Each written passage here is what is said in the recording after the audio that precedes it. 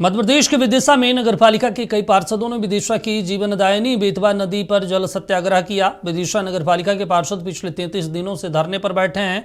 स्थानीय प्रशासन और जनप्रतिनिधियों से मांग कर रहे हैं कि विदिशा की हालत बहुत खराब है, विदिशा का पूर्ण विकास हो। इसको लेकर बीजेपी और कांग्रेस के पार्षद विदिशा के नीमताल चौराहे पर लंबे समय से धरने पर बैठे हैं। इस संबंध में पार्षदों का कहना है कि हम लोग सिर्फ और सिर्फ विदिशा के विकास की बात कर रहे हैं और इसलिए एकजुट होकर प्रदर्शन कर रहे हैं।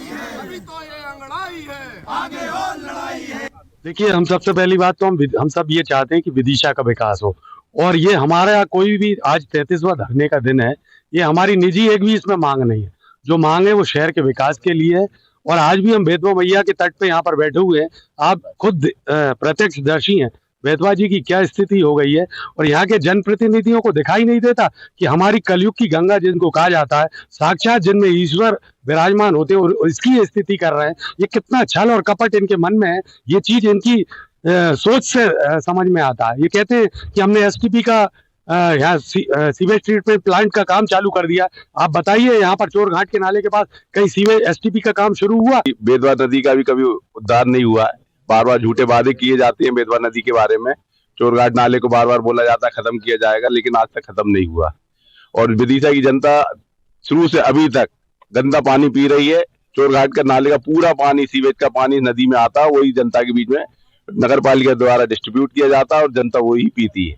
और उन्होंने पूर्ण आश्वासन दिया था कि आपकी सारी मांगे मान ली है हमने, और आज के आज ही जितने कर्मचारियों जो भ्रष्ट कर्मचारी हैं उनका ट्रांसफर कर दिया जाएगा, और 13 तारीख तक हर कंडीशन में विदिशा का विकास चालू हो जाएगा, रोड चालू हो जाएंगे। मगर ऐसा कुछ नहीं हुआ, कोई पहल नहीं हुई।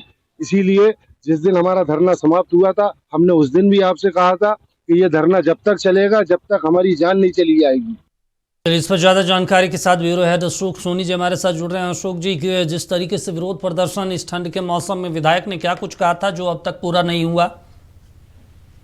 दीपक, बता दो कि विधायक ने इनकी जो मांगे मानने की बात करी थी और इनकी जो समस्या थी विकास की बात थी कि विकास करा दिया जाएगा, और जो सत्याग्रह किया जा रहा है जिनके लेकर बेतवा नदी को लेकर उसकी भी मांगे पूरी की है। जो नगर पालिका में जो भ्रष्टाचार फैला है उसको भ्रष्टाचारी जो लिप्त कर्मचारी है उनको भी हटा दिया जाएगा, लेकिन इनकी मांगे उसके बाद में मानी नहीं गई है। और आज 33वां दिन है जो ये पार्षद धरने में बैठे हैं, और इनकी जो मांगे है लगातार इनकी कहना है कि जब तक हमारी विकास की मांगे और नदी की सफाई की मांगे नहीं होगी उसके बाद ही धरना आंदोलन खत्म हुआ, और लगातार धरना आंदोलन करते जा रहे हैं। उनकी मांगे विकास को लेकर अधिकतर विकास की जो बातें हैं कि विदिशा में जो विकास जो रुक गया है या विकास नहीं हो रहा है भ्रष्टाचार के कारण।